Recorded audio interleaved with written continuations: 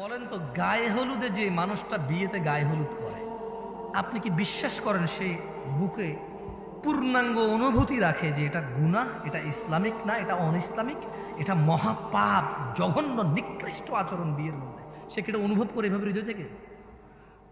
তার কাছে এত অনুভূতি নাই এটা।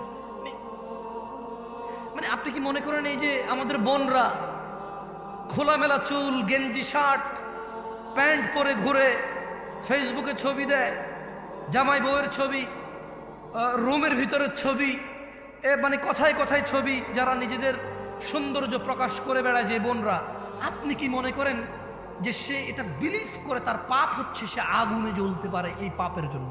আপনি কি মনে করেন সে বিলিভ করে? এরকম মন থেকে অনুভব করে মনে করেন?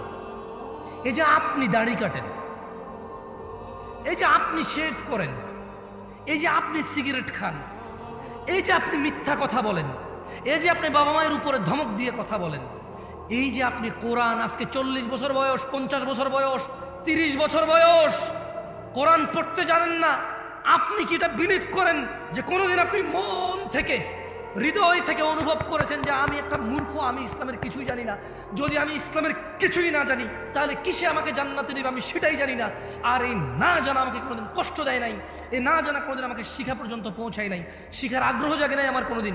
আপনি কি মনে করেন আপনি এটা বিলিভ করেন? মনে করেন না, এটা এরকম না।